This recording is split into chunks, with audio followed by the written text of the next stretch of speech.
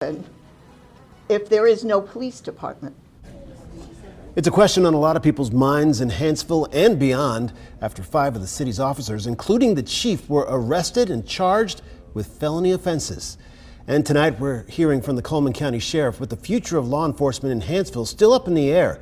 It's City Council deciding to table the decision on whether or not to do away with the department. Thanks for joining us tonight at 6. I'm Guy Rawlings. And I'm Brittany Decker. As of tonight, Coleman County's takeover of the jurisdiction has entered its 8th day. Our WVTM 13's Lisa Crane spoke with Sheriff Matt Gentry today about how things are looking and what could happen next in Hanceville. 25 and a half years in law enforcement. I'm on my 3rd term, my 11th year in office. And to be honest, this is something that I never thought that I would be dealing with. Coleman County Sheriff Matt Gentry says assisting in the state investigation of his brothers in blue was heartbreaking because the actions of a few reflect poorly on the thousands of officers in the state who get it right. That's why he says it's important for the people of Hanceville to know they are protecting them during this uncertain time. We're paying overtime for deputies to be solely in Hanceville to respond to those calls and assist those citizens so they're not missing anything while the mayor and the council evaluate and make a decision. He says response times shouldn't be impacted because his deputies are working out of their patrol cars in this area. They don't have to make the drive from Coleman. Even though the city council has tabled the issue of how to permanently handle law enforcement here in Hanceville, the sheriff is doing research and making preparations in case they're asked to step in.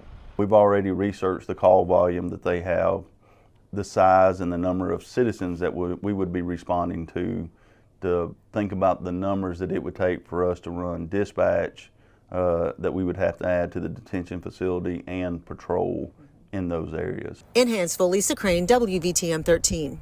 The residents of Hanceville packed City Hall last night, eager to learn the fate of the police department. More than 36 people gathered for the first special called City Council meeting since the arrest of the 4 officers and their chief, and a grand jury recommendation that the entire department be abolished. For some like Brian Campbell, this meeting was an opportunity to address the council about allegations of police misconduct.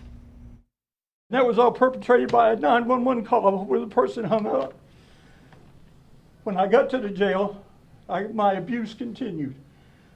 Maybe it's procedure, I don't know. I was handcuffed to a bench right out there. Maybe we seek his assistance for somebody in the Coleman County Sheriff's Office right now to recommend somebody to be our interim police chief.